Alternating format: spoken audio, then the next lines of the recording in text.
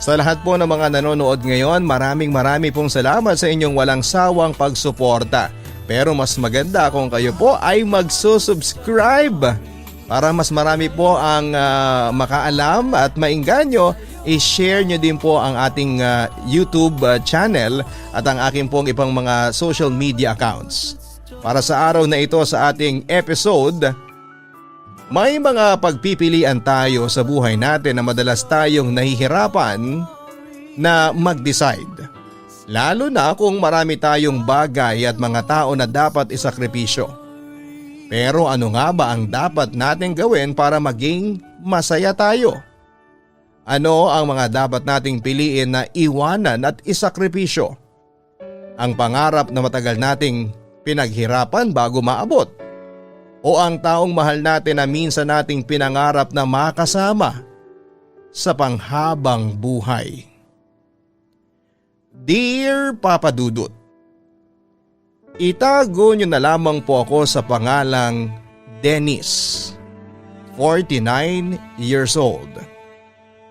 Taga Cavite at nagtatrabaho bilang doktor sa isang ospital dito lang din sa amin. Sa totoo lang ay hindi ko rin alam kung kailan ko matatapos itong sulat ko dahil sobrang busy namin sa trabaho. Hindi na kasi talaga biro ang magtrabaho sa ospital, lalo na para sa aming mga doktor at nurse na kasama ko. Araw-araw kaming nagbubuwis buhay para maisalba ang buhay ng ibang tao. Pero nakakalungkot isipin na hindi kami palaging nagtatagumpay. Ang sabi nga nila, ganon talaga ang buhay ng isang tao. Kapag oras mo na, kahit ayaw pa siyang bitawan at sukuan ng mga taong nagmamahal sa kanya, ay wala na silang magagawa pa. At hindi ko naiisip noon na minsan ko rin palang mararanasan ang ganong pangyayari. Hindi tungkol sa trabaho ko o sa pagiging frontliner ang sulat kong ito, Papa Dudut. Hindi rin po ito tungkol sa pandemya na hanggang ngayon ay kinakaharap pa rin natin. Tungkol po ito sa babaeng sobra kong minahal noon. At siya si Rebecca. Isa siyang nurse sa ospital kung saan ako nagtatrabaho. At mahigit 4 na taon na ang relasyon namin noon nang magdesisyon akong alokin siya ng kasal. 3 buwan na preparasyon rin para sa aking wedding proposal sa kanya yon. Wala pang pandemic noon kaya hindi pa masyadong toxic ang trabaho sa amin sa ospital. Nagawa ko pa ngang magpatulong sa ibang kasamahan ko sa trabaho. Tandang-tanda ko ang araw na yon, Papa Dudut. Nasa loob kami ng isang bakanteng kwarto ni Rebecca at napapalibutan ng ilang staff ng ospital. Nakaluhod ako sa harapan niya at kinakabahang binuksan ng maliit na kahong hawak ko noon habang tahimik na nananalangin na sana ay tanggapin niya ang alok ko. Sana tanggapin niya ang alok ko bilang kabiyak niya sa panghabang buhay. All my life, wala na akong ibang hinihiling kung hindi ang makasama ang babaeng pinakamamahal ko. Ang makasama ka sa habang buhay. Rebecca, will you marry me? Ang tanong ko sa babaeng pinakamamahal ko. Nakita kong nangingilid na ang luha sa mga mata ni Rebecca habang inililibot sa buong kwarto ang kanyang paningin.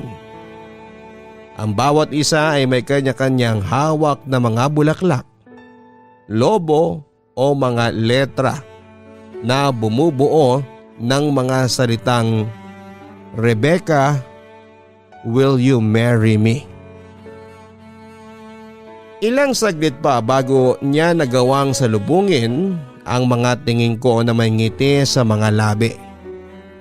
Matamis na ngiti habang ako ay malakas ang kaba sa dibdib. Hanggang sa sinagot na niya ang tanong ko. Yes, Dennis, I will marry you. Sagot ni Rebecca habang naiiyak pang tumango sa akin.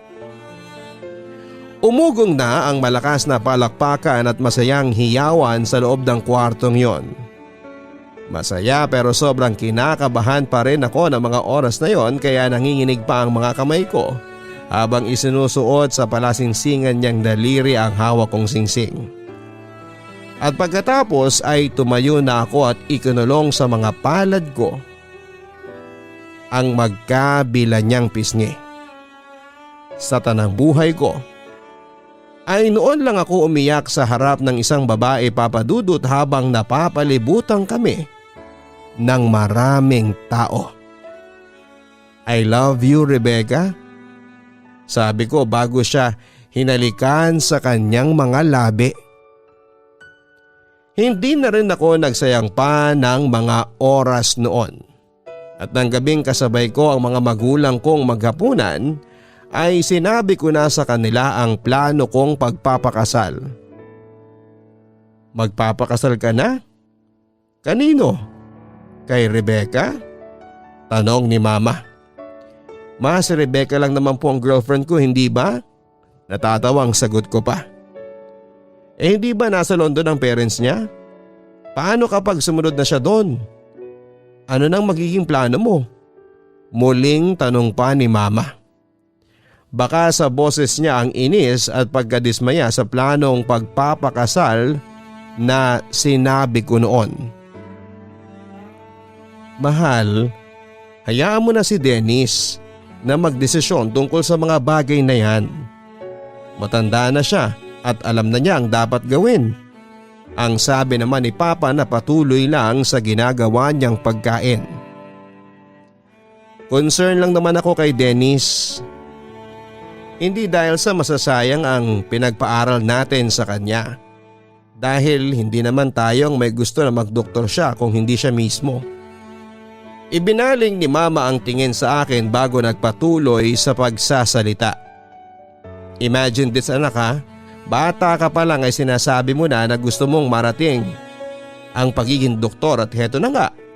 Mahigit 10 taon bago mo narating ang propesyon na yan. At naabot ang pangarap mo na maging isang doktor, at pagkatapos aalis ka para sundan si Rebecca sa London?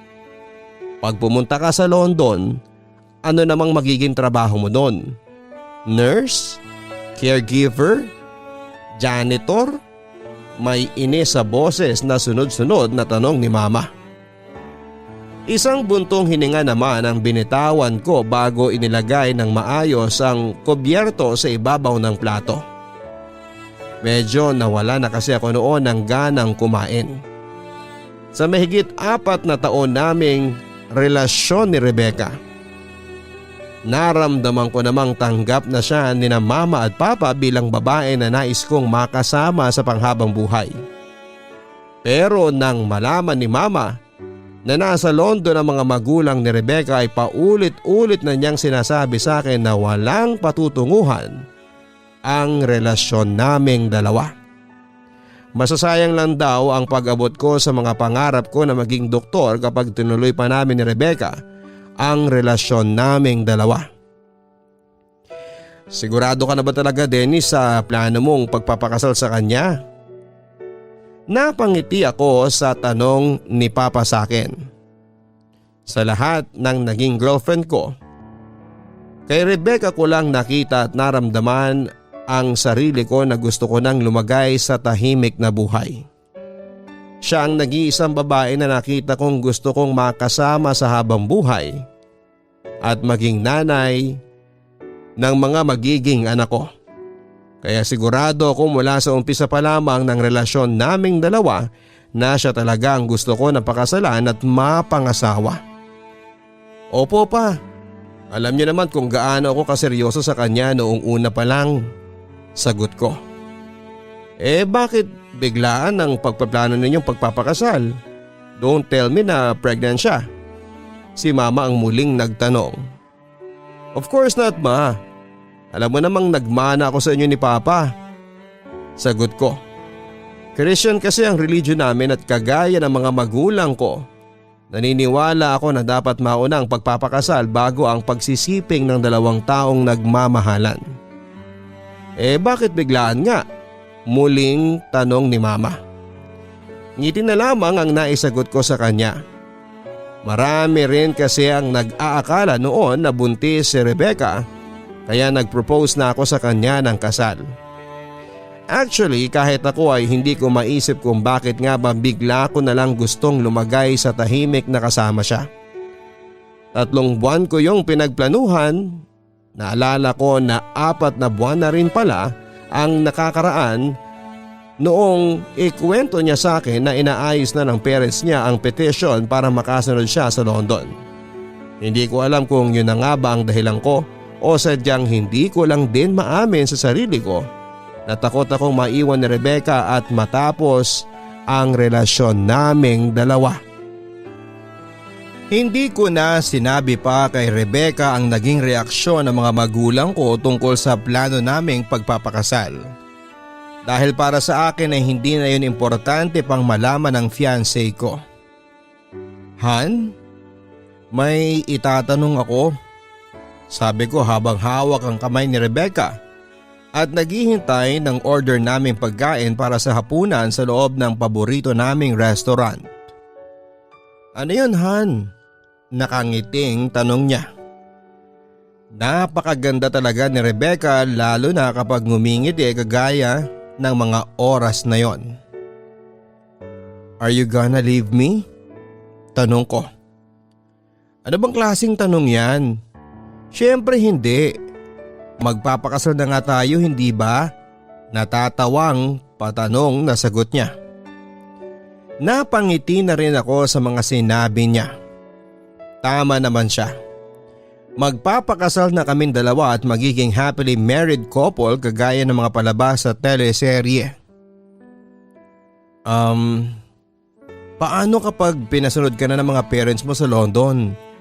Muli namang tanong ko. Bumakas ang kaseryosohan sa mukha ni Rebecca bago tumingin sa mga mata ko. Saglit siyang natahimik na tila nangangapa ng mga salitang itutugon sa muling tanong ko. Susunod ka naman hindi ba? Balik tanong niya sa akin. Hindi kaagad ako nakasagot sa mga sinabi niya, Papa Dudut. Pakiramdam ko ay naririnig ko na ang mga oras na yon ang boses ni Mama na naglilitanya sa magkabilang tenga ko. Hindi ba nasa London ang parents niya? Paano kapag pati siya sumunod doon? Imagine this, anak. Pag pumunta ka sa London, anong magiging trabaho mo? Nurse? Caregiver? Janitor? Excuse me sir and ma'am, nandito na po ang orders ninyo. Nagising na lamang ang diwa ko nang lumapit na ang waiter na nagsimula ng ilapag ang mga pagkain sa kaharap naming lamesa. Let's eat, sabi ko na lang nang mailagay na ang lahat ng pagkain at inumin sa ibabaw ng lamesa. Hindi ko alam, Papa Dudut, kung bakit hindi ko nagawang sagutin ang tanong niya. Hindi ko kayang sagutin ang mga oras na yon dahil sa mga bagay na gumugulo sa isipan ko. Hindi na namin pa muling pinag-usapan ang tungkol sa pag-alis ni Rebecca papunta sa London, Papa Dudut. Paminsan-minsan ay pasimpleng binubuksan ni Rebecca ang topic na yon. Pero ako na mismo ang hindi pumapansin doon. Ewan ko ba sa sarili ko. Kapag kasi napag-uusapan yon, pakaramdam ko kaagad ay iiwanan na ako ni Rebecca. Kaya kahit hindi namin napag-uusapan ang bagay na yon ay nasasaktan na kaagad ako.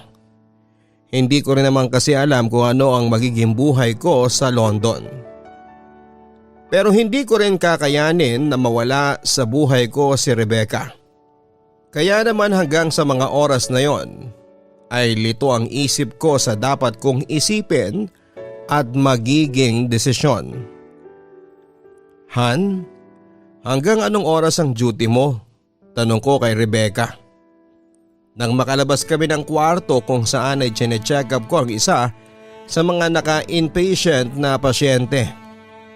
Kakatapos lang ng duty ko at gusto ko na sanang simulan ang pag-aayos ng mga bagay na para sa kasal namin. 2 p.m. hon. Why? Tanong ni Rebecca. Imimit kasi natin mamayang alas 4 ang event coordinator para sa wedding natin, kung pwede ka.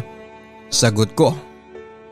Napahinto siya sa paglalakad kaya nauna ako ng ilang hakbang bago napahinto na rin habang patuloy sa pagbuklat ng mga hawak kong papel. Han? Tawag niya sa akin. Bakit Han? May iba ka na bang lakad mamaya? Okay lang din naman kung gusto mong i-reschedule natin. Sagot ko habang patuloy sa pagbubuklat sa hawak kong mga papel. Sabi ni Mami, malapit na raw maayos ang petition ko sa London. Baka next month makaalis na ako. May lungkot ang boses na sagot niya. Napahinto na ako sa ginawa kong pagbubuklat ng mga papel na hawak ko kasunod ang biglang pagbilis ng tibok ng puso ko. Hindi ko alam papadudod kung titignan ko ba siya o mananatiling nandun na lamang sa mga papel na hawak ko. Malala na ang sakit ni Daddy at gusto niya sana na sa London tayo magpakasal. Gusto niya rin na doon tayo tumirahan.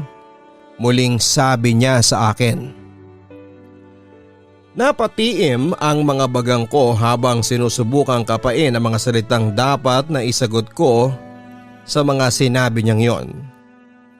Pero wala akong nakapa at sa halip na lingunin siya ay walang salitang nagpatuloy na ako sa paglalakad habang ramdam kong nakasunod lang siya ng tingin sa akin.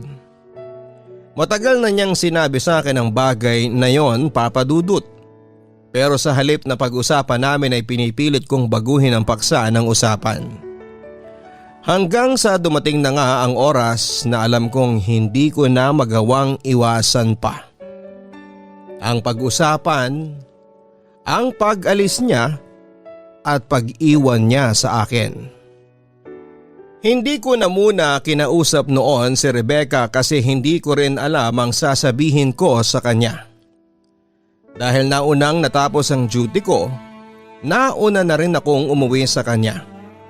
At habang naghahapunan kasabay sina Papa at Mama, sinabi ko sa kanila na baka simulan ko nang asigasuhin ang mga papeles ko para makasunod kay Rebecca sa London.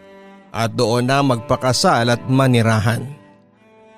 Wala pa naman talaga akong plano at mas lalong hindi pa buo ang desisyon ko. Pero sinabi ko na kaagad sa kanila dahil gusto ko lang talagang makita o marinig ang magiging opinyon nilang dalawa, lalo na si Mama. Hindi ka aalis. Hindi mo iiwanan ang pagdodoktor mo dito sa Pilipinas para lang sa isang babae. Dennis, naririnig mo ba yung sinasabi mo sa amin ng papa mo? Plano mo ba talagang talikuran ang propesyon na pinangarap mo mula noong bata ka pa? Napahigpit na ang hawak ko sa mga kobyertos ko dahil sa mga sinasabi sa akin ni Mama noon. Mataas na ang tono ng pananalita niya habang halatang nagpipigil ng galit. Walang aalis. Walang mag-a-abroad. Walang magpapakasal sa London. Padabog nang umalis si Mama sa harapan ng hapagkainan.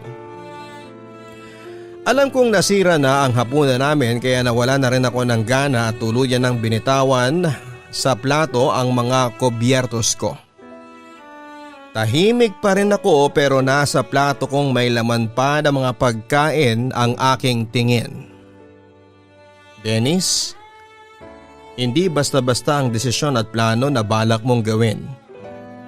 Hindi kita pakikialamanan sa anumang kahihinatnan pagkatapos mo mag-isip ng mas malalim. Pero para sa akin may punto ang lahat ng sinabi ng mama mo. Maraming adjustments ang mangyayari sa buhay mo, anak. Marami kang maiiwan. Maraming mga bagay na kailangan mong isakripisyo. Ang sabi naman ni Papa. Nanatili akong tahimik habang nagsasalita siya, Papa Dudut. Pakiramdam ko kasi ay wala naman akong dapat na sabihin. Kahit naman kasi ako ay hindi pa sigurado sa kung ano ba talaga ang mas dapat kong gawin. Lahat ay magulo pa noon sa isipan ko. Wala pa akong malinaw na plano pero isa lang ang gusto kong mangyari. Ang mapakasalan si Rebecca at makasama siya sa panghabang buhay. Ang hindi ko lang sigurado noon ay kung kaya ko bang bitawan ang pinakamalaking bagay na pinangarap ko noon para sa sarili ko. Ang maging isang ganap na doktor at makapaglingkod dito sa ating bansa. Pero ano pa man ang maisipan mong gawin, eto ang tandaan mo. Huwag mong hayaan na makagawa ka ng desisyon na labis mong pagsisisihan sa huli at sa buong buhay mo.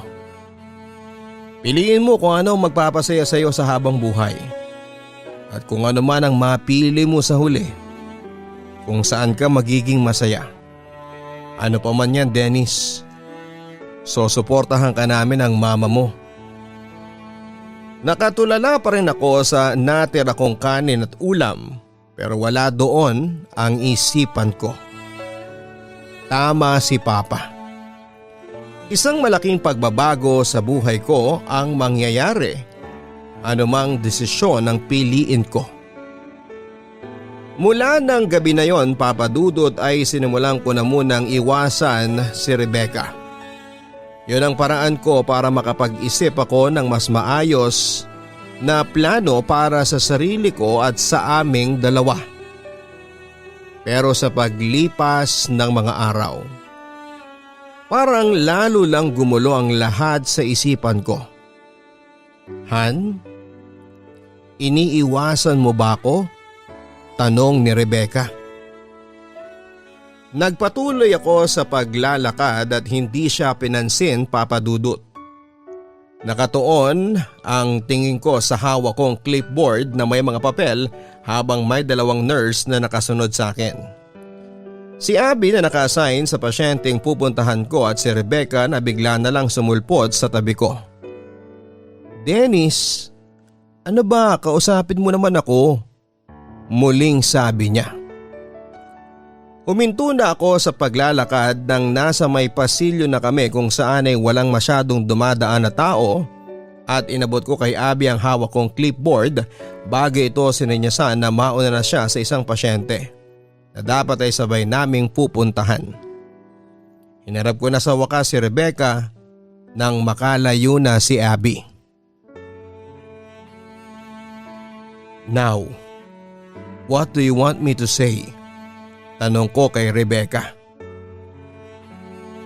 Wala. Gusto ko lang malaman kung may problema ba tayo. Balik tanong niya. Ako? Sa tingin ko wala. Meron ba tayong dapat na maging problema?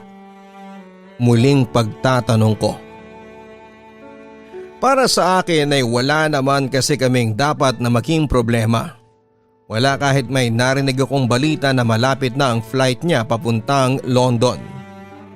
Wala kahit tinext niya ako na kailangan na niyang umalis. Wala kahit na ilang beses kong hindi sinasagot ang mga tawag niya. I'm leaving 3 weeks from now. Malala na ang sakit ni Daddy at gusto niyang umuwi kaming magkakapatid doon sa lalong madaling panahon. Medyo naiiyak na sabi niya. Isang malalim na buntong hininga ang binitawan ko, Papa Dudut.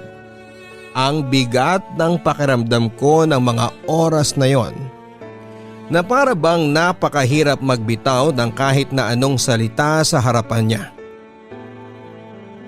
Ayokong umalis. Ayokong iwanan ka pero kailangan ako ni Daddy.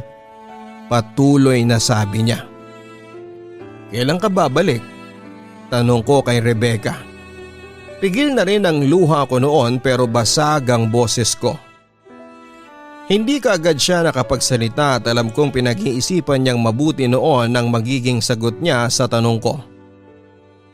Babalik ka pa ba? Muling tanong ko. Hindi ko alam, naiiyak na sagot niya. Alam ko naman na ang mga plano niya kaya naiinis ako sa sarili ko kung bakit kailangan ko pa siyang tanungin noon. Biglang nanakit ang lalamunan ko nang maramdaman kong nais mangilid ng mga luha sa mga mata ko na pilit kong pinigilan. Are you breaking up with me? Pigil na pigil ang mga luhang tanong ko sa kanya. No, of course not. Gusto ko lang sabihin sa iyo na kailangan ko nang umalis dahil kay Daddy. At gusto kong sumunod ka sa akin dahil gusto ko na magkasama tayo. Dennis, alam mong ayokong umalis at iwanan ka pero kailangan ako ni Mommy at ng mga kapatid ko. Lalong lalo na si Daddy. Susunod ka naman sa akin, hindi ba? If you want, pwede kong i-reschedule ang flight ko para sabay na tayong umalis. Ang sabi pa niya. Rebecca, you don't understand. Hindi mo ba nakikita na hindi ako pwedeng umalis? Nandito ang buhay ko at ang natupad kong pangarap. Please, wag ka naman sanang magpaka-selfish. Nagtaas na ang boses ko pero hindi ako galit. Nasasaktan lang talaga ako ng sobra. Selfish ako? Bigla nang namuo ang luha sa mga mata niya bago nagpatuloy sa sinasabi niya. Naririnig mo ba ang sarili mo, Dennis? 4 years. 4 years na hinayaan kong kontrolin mo ang buhay ko. Dapat nga matagal na akong nasa London. Dapat dati ko pang inalagaan ng daddy ko. Pero I'm still here. I'm still here dahil ayokong umalis. Ayaw mo kong umalis. Ayaw ng parents mo. At ginawa ko ang lahat ng yon dahil mahal kita. Mahal na mahal. Dennis, hindi ako nanunumbat. Pero ngayon lang ako gagawa ng desisyon para sa sarili ko. Para sa pamilya ko. Kailangan ako ni Daddy. Kailangan ako ngayon ng pamilya ko. Naiiyak nang sabi ni Rebecca. Hindi ko na rin napigilan ang mga luha ko habang pinagmamasdan siya. Noon ko lang napagtanto ang lahat ng mga sinasabi niya. Ayoko mang aminin pero tama siya, Papa Dudut. Sa 4 na taon na relasyon naming dalawa, hinayaan niya talaga na palaging ako ang gumagawa ng desisyon na dapat ay kaming dalawa. Ang sabi mo, nandito sa Pilipinas ang mga pangarap mo at buhay mo. Ako, ano ba ako sa'yo? Ano ba ako sa buhay mo? Dahil ako, 4 na taong kong pinaikot ang mundo ko na ikaw ang buhay ko. Ngayon kung ayaw mo talagang sumama, hindi na kita pipilitin pa. Pero Dennis, umaasa pa rin ako na susunod ka.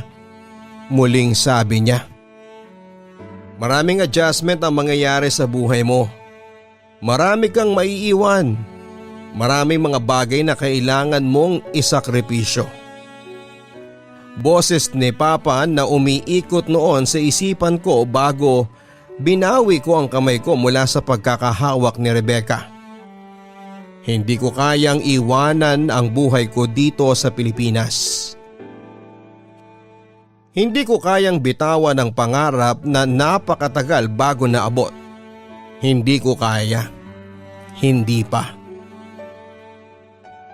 I have to go, Rebecca. May pasyente pa akong kailangang puntahan. Paalam ko sa kanya bago ako naglakad palayo mula sa kinatatayuan niya. Ayoko talagang iwanan noon si Rebecca, Papa Dudut. Hindi ako sanay na natatapos ang araw na may away na namamagitan sa aming dalawa. At ako rin ang palaging unang umaayos ng gulo kahit sino pa man sa amin ang may kasalanan. Pero ng mga oras na yon ay hindi ko na kasi alam kung paano pa makikipag-ayos sa kanya. Hindi ko na alam kung pwede pa ba talagang maayos ang relasyon naming dalawa noon. Kasi kahit saang anggulo ko tingnan, sa pag-alis ni Rebecca at pag-iwan sa akin mauuwi ang lahat.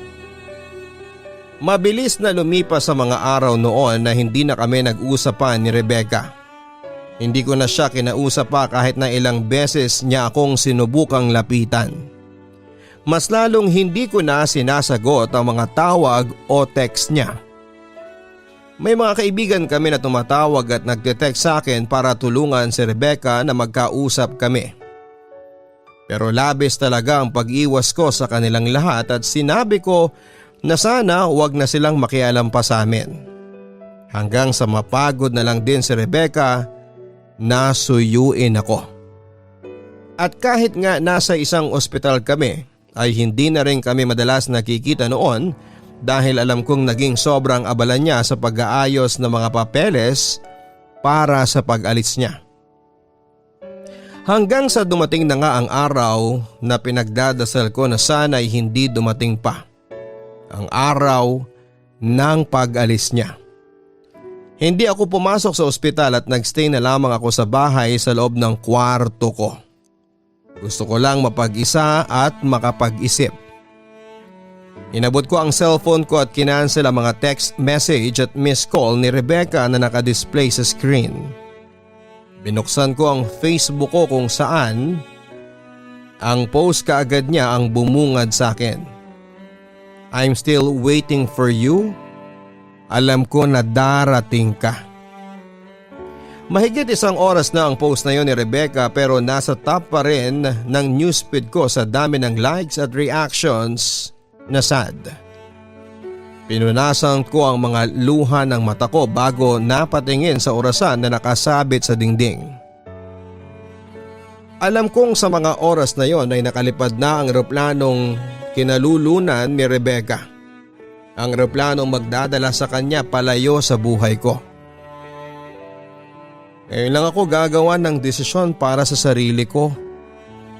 Kailangan ako ngayon ng pamilya ko. I'm still hoping na susunod ka. 4 na taong kong pinaikot ang mundo ko na ikaw ang buhay ko. Mahal kita, Dennis. Mahal na mahal.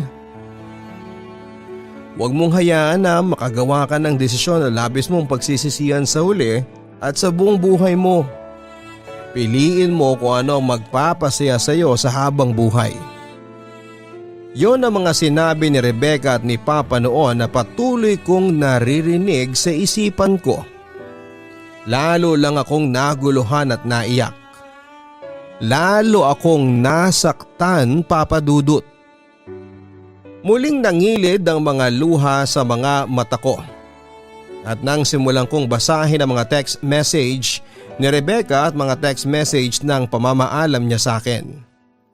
Nakasulat din doon na patuloy siyang maghihintay sa akin.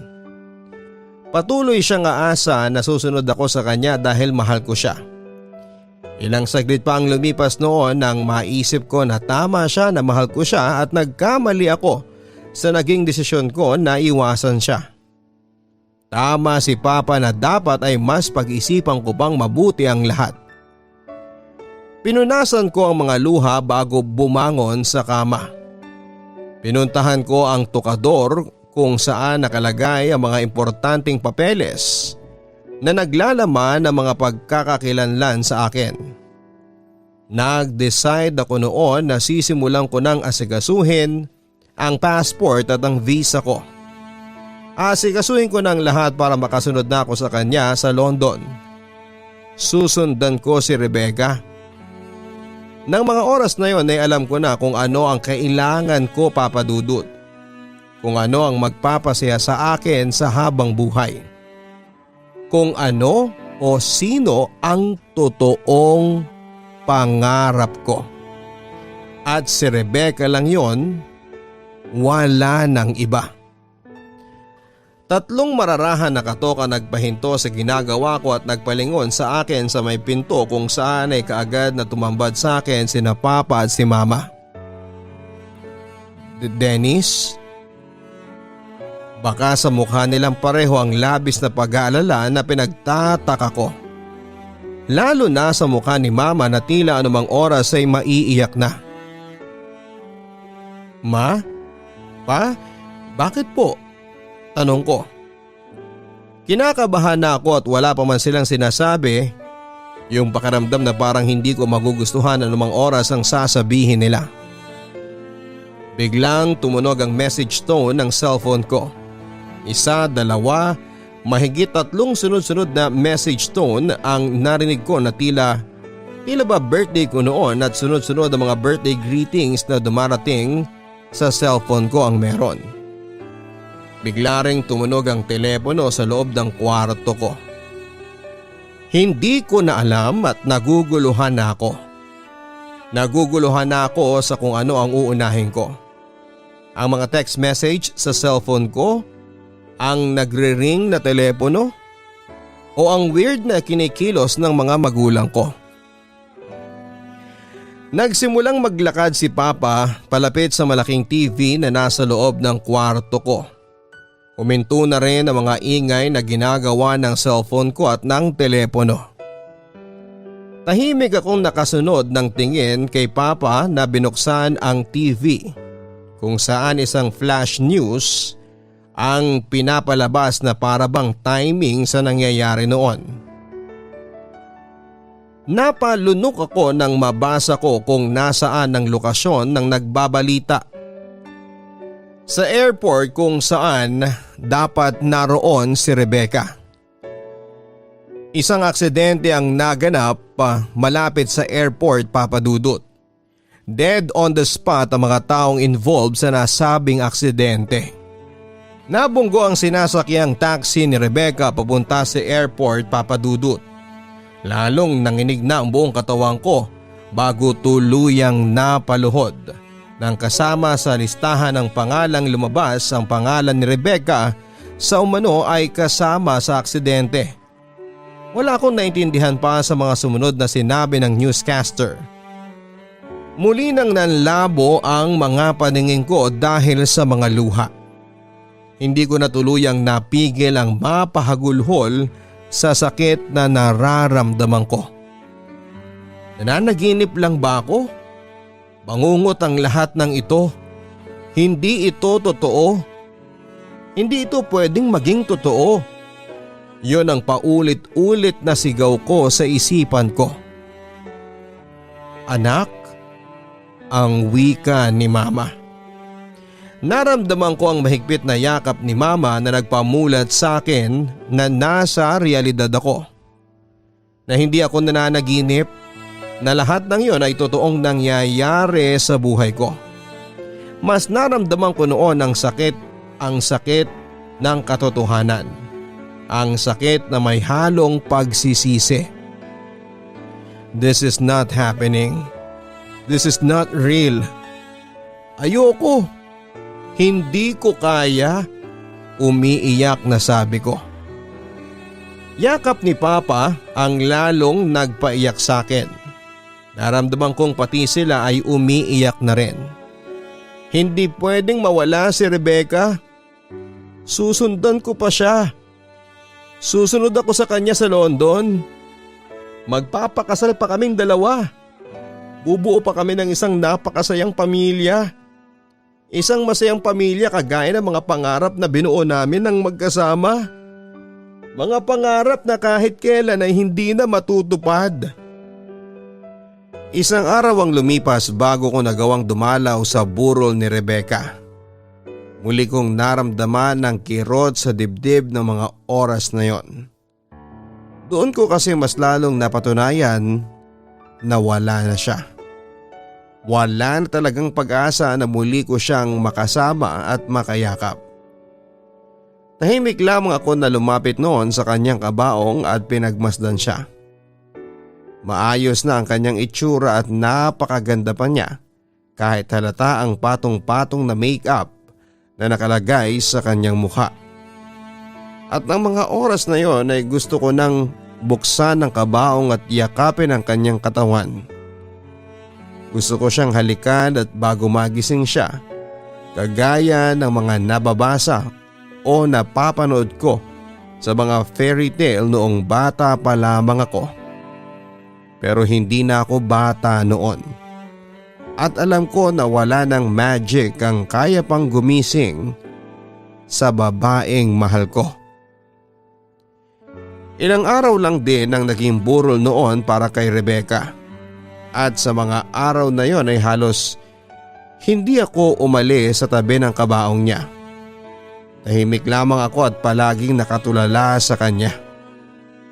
Lumuluha habang kinakausap siya sa isipan ko. Paulit-ulit akong humihingi ng tawad sa kanya, Papa Dudut. At paulit-ulit ko ring sinasabi kung gaano ko siya kamahal. At sa araw ng libing niya ay munti ko nang hindi kayanin at tanggapin na wala na talaga siya sa buhay ko. Nangangatog ang mga tuhod ko noon, nanginginig ang mga braso ko. At walang tigil ang mga mata ko sa pagluha noon. Pinigilan ko ang sarili ko na humagulhol. Pero hindi ko na napigilan pa ang mga luha ko na magwala mula sa mga mata ko. Ang sakit-sakit kasi, Papa Dudut.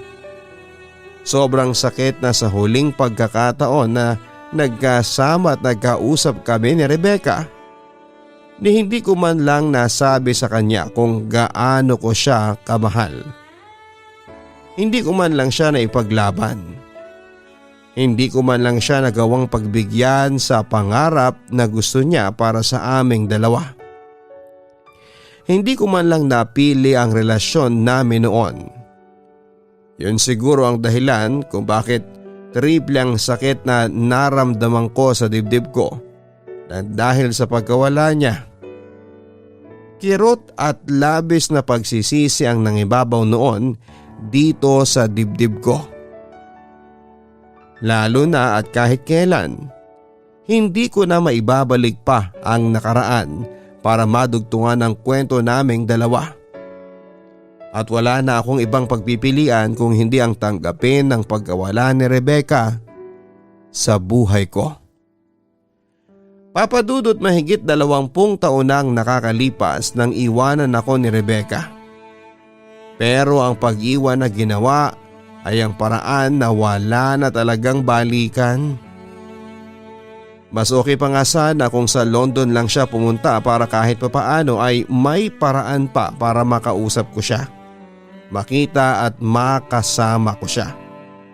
Pero hindi nasa isang lugar na siya na umaasa ako na sana ay magkita kami kapag oras na.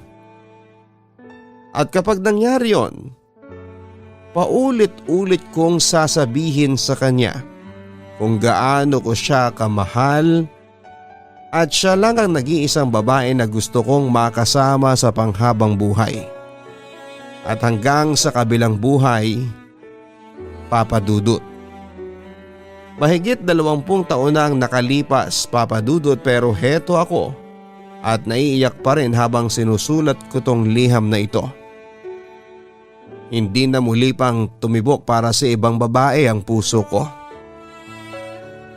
Maraming salamat, Papa Dudut, sa pagbasa nitong sulat ko.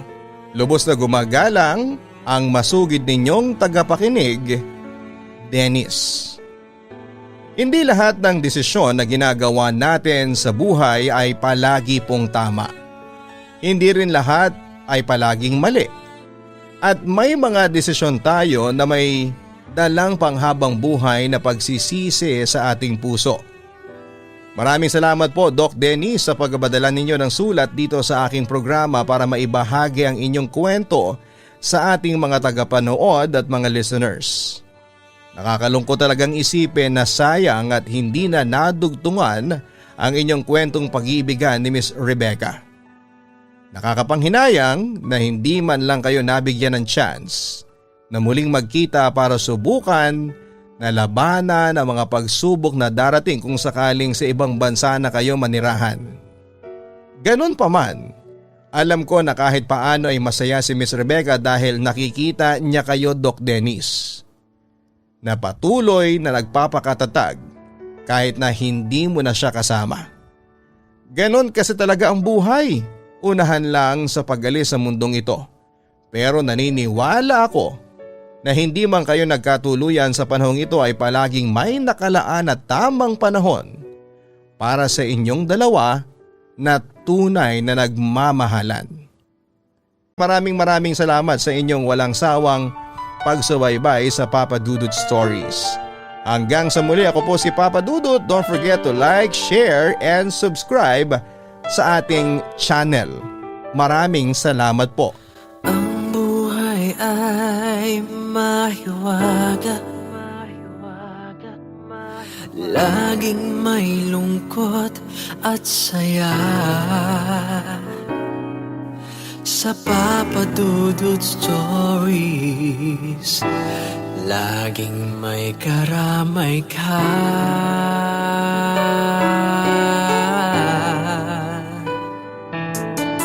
Mga problemang kay bigat, dito ay pakikinggan ka. Sa Papa Dudut Stories, kami ay iyong kasama.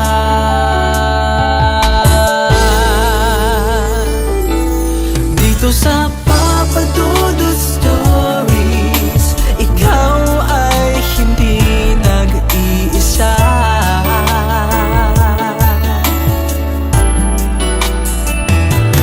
Dito sa Papa Dudut Stories, may nagmamahal sa'yo.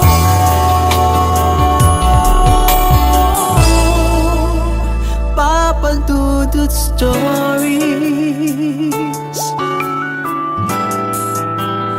Papa Dudut Stories,